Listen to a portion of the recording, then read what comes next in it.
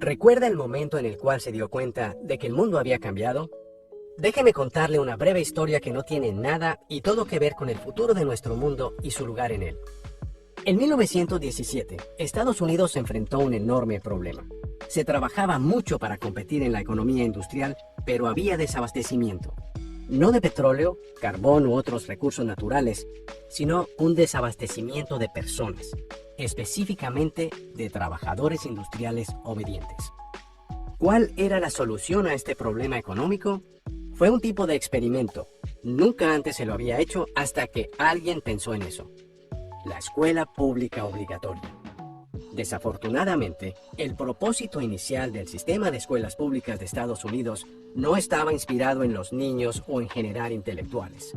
Y no fue creado para los soñadores, las personas que colorean fuera de las líneas, rompen las reglas y desafían al status quo. El sistema de escuelas públicas de principios de 1900 fue inventado para crear una nación llena de adultos que hicieran sus trabajos de forma obediente en la línea de producción de la fábrica. Enseñarles a los niños a sentarse en líneas rectas y planificar el día entero con el sonido de las campanas no era por casualidad. Castigar a los que no estaban conformes era intencional. Estas eran las habilidades que necesitarían para unirse a la mano de obra. Intencional o no, este antiguo método de convertir a los soñadores en trabajadores era una inversión en el futuro de la economía de la nación. Y funcionó. Esto luego llevó a varias generaciones de trabajadores productivos y ocupados. Pero ya no está funcionando. ¿Por qué? Nuestra economía ha cambiado. Ya no vivimos en una economía industrializada. Vivimos en una economía conectada. Ahora mismo hay más usuarios de Facebook que personas en el planeta hace 200 años atrás. La tecnología hace posible la conexión con personas, ideas e información de cualquier parte del mundo de manera instantánea. Y como resultado, nuestras economías ya no están en pequeños pueblos o comunidades, sino en el mundo entero. Contamos con comercio globalizado en casi todos los aspectos. En el pasado, las personas obedientes que hacían lo que les decían sin preguntar eran recompensadas por trabajar duro y dejar sus sueños de lado para conformarse. Se les dieron trabajos bien pagos con los cuales lograban carreras de largo plazo. Se les garantizaban pensiones, beneficios, la promesa de que siempre se los cuidaría, y así era. Pero hoy esta promesa ya no existe para la mayoría de nosotros. Incluso si tienen un trabajo administrativo, la mayoría de estos trabajadores aún trabajan en una fábrica. En lugar de operar una máquina de coser o de soldar un artefacto, hoy empujan lápices, escriben en teclados o hacen papeleo. Esto también es trabajo industrial, porque todo el enfoque del día se centra en aumentar la productividad, lo que deja poco espacio para la creatividad, la espontaneidad o la individualidad. Las masas de trabajadores educados todavía hacen lo que se les dice, pero lo que consiguen ya no es lo que se merecen. Incluso si hace todo lo que le piden que haga hoy, graduarse de la secundaria, ir a la universidad, obtener un título, trabajar duro en cualquier trabajo que pueda encontrar, si es lo suficientemente afortunado de encontrar uno, no tiene nada garantizado. Las compañías están forzadas a cambiar o morirán ahora mismo. Los despidos son mucho más frecuentes que las oportunidades de empleo y los trabajos bien pagos están desapareciendo o yéndose al extranjero con un índice alarmante. Si tiene un trabajo en el que su jefe le dice exactamente qué hacer, él o ella siempre encontrará a alguien más barato que usted para hacerlo. ¿Sabía que en la actualidad el promedio de duración de un trabajo es de 4 años y medio? En contraste con los años 60 cuando era de 40 años. La economía conectada recompensa a un grupo de personas diferente. Recompensa a las personas que ven las cosas de manera diferente, que no se conforman, personas que tienen ideas que nadie más tiene, personas que desean trabajar duro, pero saben que la manera antigua de hacer las cosas ya no funciona. La economía conectada lo recompensa, no por ser un engranaje en la rueda de la vida, sino por destacarse y llegar más lejos. La economía conectada recompensa a los conectores. Ya sea que esté conectando a una persona con otra persona, a un negocio con otro negocio, a un negocio con un producto o a un producto con una persona, quienes aprenden a conectarse son los que van a sobrevivir y sobresalir en la economía conectada. Así es como el mundo ha cambiado. no va a cambiar, ya cambió. Hoy las cosas son diferentes y nunca serán como solían ser. Casi no se sabe, pero la educación pública, gratuita y obligatoria fue inventada en algún momento de la historia. Antes no existía. La educación en la antigüedad distaba mucho de lo que hoy entendemos por educación. En Atenas clásica, por ejemplo, no había escuelas.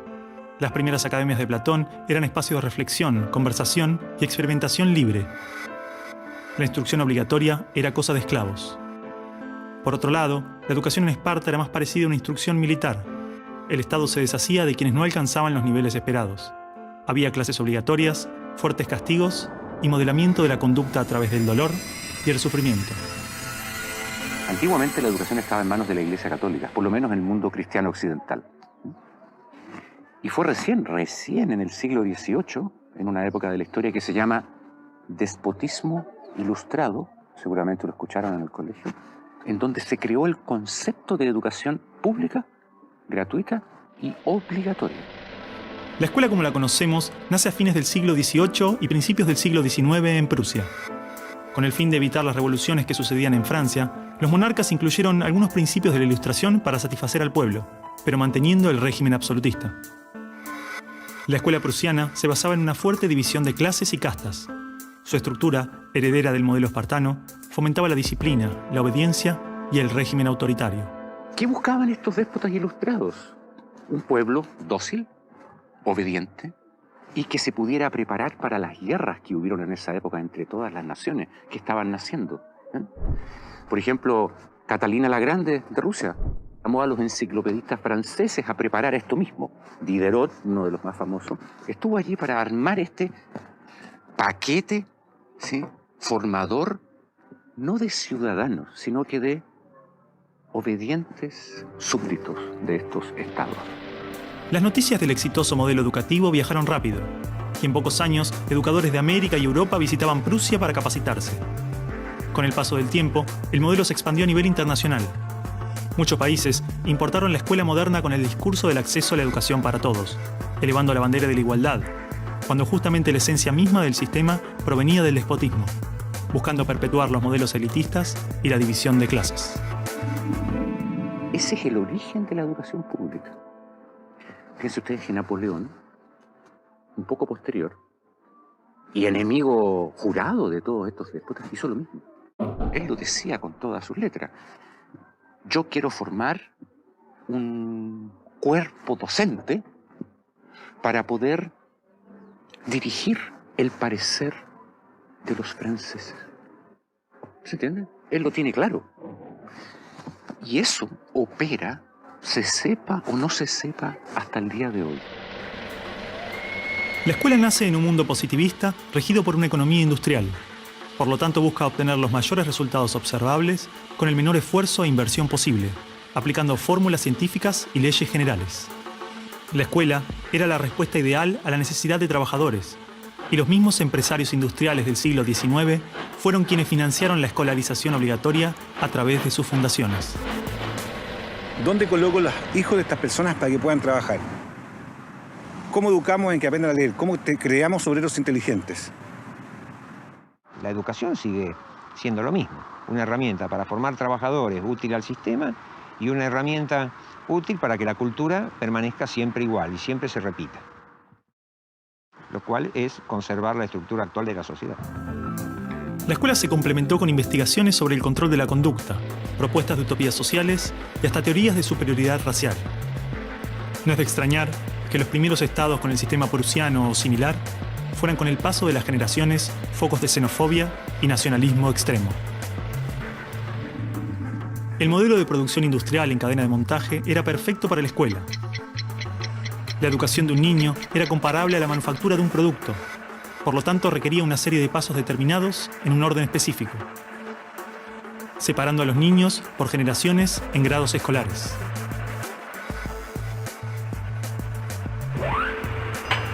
Y en cada una de estas etapas trabajaría sobre determinados elementos, contenidos que asegurarían el éxito, pensados minuciosamente por un experto. Digamos que el maestro es la figura que es la encargada de enseñar una serie de contenidos que tocan, porque alguien ha determinado así, en una edad determinada. Pero la educación no la preparan los biólogos. Y curiosamente muchas veces tampoco son educadores los que la preparan. Son administrativos. Son gente que no hace clases. En esta cadena, una persona estaría a cargo de una pequeña parte del proceso, insuficiente como para conocer el mecanismo en su totalidad, ni a las personas en profundidad. Un docente por año, por materia, cada 30 o 40 alumnos, llegando al punto de que el proceso termine siendo meramente mecánico. Y la educación, como la estamos viendo hoy, es administrativa. Hay alumnos que llegan, profesores que hacen clase, alumnos que se van, profesores que se van y al día siguiente se repite el ciclo.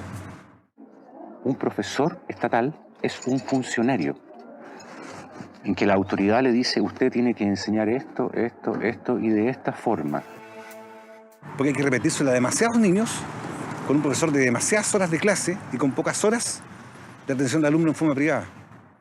Entonces va a dirigir siempre a un grupo colectivo. Porque evidentemente si tengo 30 niños, no puedo pretender que todos los 30 niños quieran hacer lo mismo al mismo tiempo. Este sistema de cadena de montaje, que nace con el taylorismo, fue aplicado tanto en la industria, la escuela y el ejército de diferentes países y culturas de Occidente. Hasta hace pocas décadas la escuela tenía estas cosas de cuartel y de asilo. Incluso el recreo termina con un timbre anónimo, no humano, que indica a los niños que deben adiestrarse poco a poco para pararse en una determinada baldosa detrás de determinada cabeza para formar una fila, generalmente de menor a mayor. Durante los últimos siglos, hemos construido nuestras escuelas a imagen y semejanza de las prisiones y las fábricas, priorizando el cumplimiento de las reglas, el control social. La escuela se pensó como una fábrica de ciudadanos obedientes, consumistas y eficaces, donde poco a poco las personas se convierten en números, calificaciones y estadísticas. Las exigencias y presiones del sistema terminan deshumanizándonos a todos, porque van más allá de los maestros, directivos o inspectores escolares. Están considerados grupos homogéneos, con contenidos homogéneos que tienen que obtener resultados parejos. Que todos tenemos que saber lo mismo. A pesar de que los adultos no sabemos todo lo mismo, a pesar de que no nos dedicamos todo a lo mismo, en las escuelas todos tienen que querer hacer lo mismo y hacerlo igualmente bien. Entonces la escuela tiene poca capacidad de responder a las necesidades individuales, porque la escuela instruye. Es un centro de instrucción y es lo que hace. El que no aprende, se queda. Esa es la realidad.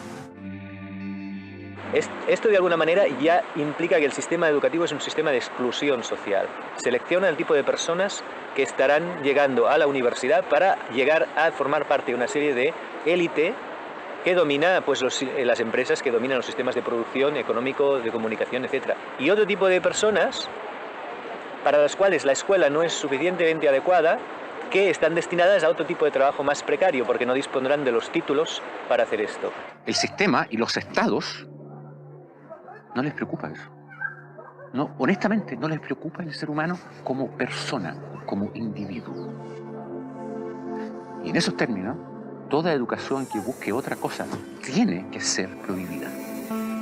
La realidad es que la esencia de la escuela prusiana está inmersa en la estructura misma de nuestra escuela.